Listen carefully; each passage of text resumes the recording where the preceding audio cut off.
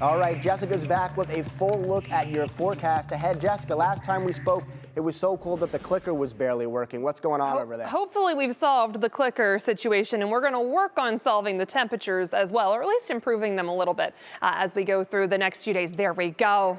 1 for 1 so far. I'll call it a victory. Tonight, just a couple minor flakes that move through. A couple of flurries could linger for tomorrow.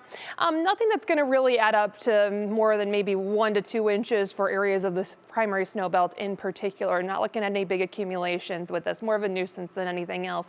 After tomorrow, where we're still cold, temperatures do trend milder as we go through the rest of the week, which is going to be a pretty nice change. We were almost 5 degrees below average for December.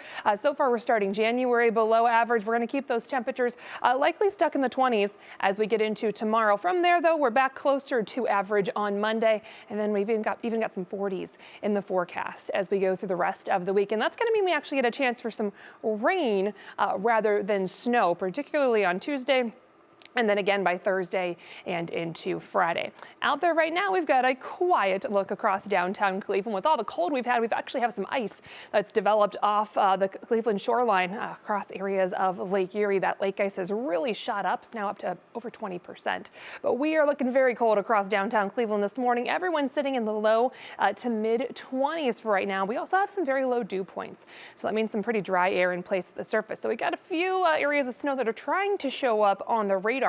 Particularly down towards areas of southern Holmes County, towards Tuscarawas County, but a lot of this is going to have trouble actually reaching the surface. Got a little more snow off to our northwest. It's moving across areas of the Great Lakes. This is trying to pick up a little bit of moisture from the lakes. We'll see if it can have any luck. Again, we've got some dry air at the surface that's going to have to overcome, but bottom line is going to be we'll have a chance for some flakes as we go through the overnight hours. Not expecting any big accumulations of that.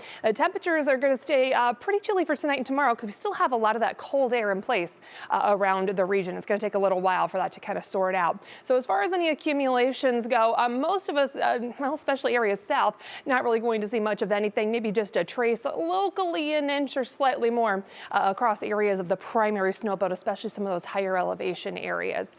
So again, definitely not the biggest snowfall that we've seen so far. We'll walk you through this with that National Design Mart hour-by-hour forecast. Temperatures generally stay in the low 20s as we go through the overnight hours. There's that chance for a couple of flakes, flurries, some light snow for areas of the primary snow belt in particular. We could see a little bit of lake effect and a couple of flurries that linger into Sunday.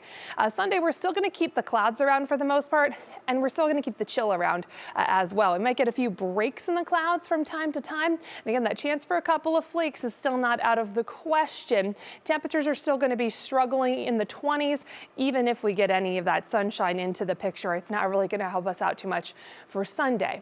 As we get into Monday, though, things do start to change. We do have a chance to see a couple of additional flakes Sunday night into the wee hours of Monday. This is kind of connected to a system that's going to mostly be to our north, but we could have some of our northern counties get clipped by just a few flakes there. That's out of here by the time we get into Monday morning, and it's going to usher in a southerly breeze that helps bring us some warmer air. We're already in the upper 20s first thing Monday morning, and as we go through the day on Monday, temperatures get back above freezing and even into the upper 30s.